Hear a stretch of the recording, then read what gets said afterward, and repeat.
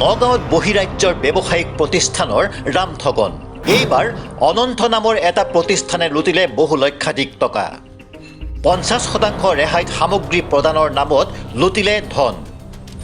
নগাঁৱৰ দক্ষিণ শৈবৰগাঁৱত খুলিছিল প্ৰতিষ্ঠানটোৰ কাৰ্যালয়। আজি পুৱাই কাৰ্যালয় বন্ধ কৰি পলায়ন কৰিলে প্ৰতিষ্ঠানটোৱে। আগধন উভতাই বিচাৰি প্ৰতিষ্ঠানটোৰ গ্ৰাহকৰ হাহাকাৰ।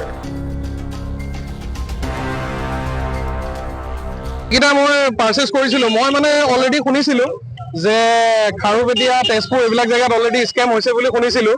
তথাপিও মই আজি যুৱ প্ৰজন্ম হৈও যে এনেকুৱা এটা স্কেমত মই ফচি গ'লোঁ, তথাপিও মানে বেয়া লাগিছে। কিন্তু এটা কথা কি, এইবিলাকৰ ওপৰত তদন্ত অলপ হ'ব লাগে।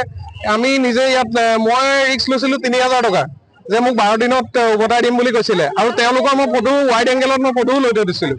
কিন্তু তেওঁলোকৰ GST নাম্বাৰো চেক কৰোঁতে তেওঁলোকৰ ভেলিড দেখাইছে আৰু বেংক একাউণ্টো ভেলিড দেখাইছে।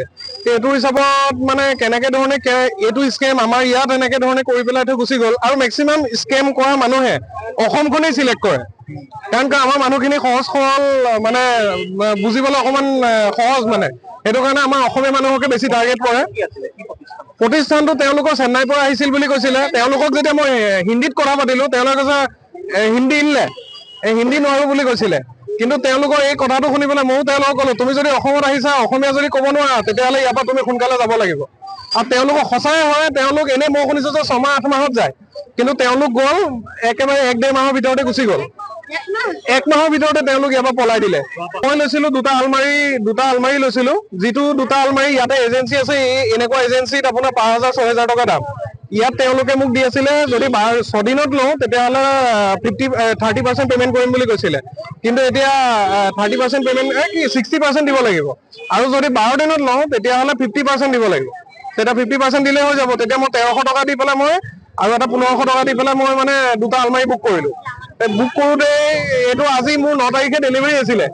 তেওঁলোকৰ সোমবাৰে বোলে বন্ধ থাকে, আৰু ইয়াতে আমাৰ লোকেল কৰ্মচাৰী কেইজনে মানে ইয়াতে কাম কৰি আছিলে। তেওঁলোকে কেনেকৈ ধৰণে কৰি আছিলে, তেওঁলোকেও এইটো বিষয়ত স্কেমত জড়িত হৈ আছিল নে, এইটো বস্তু জানিবলগীয়া বিষয়।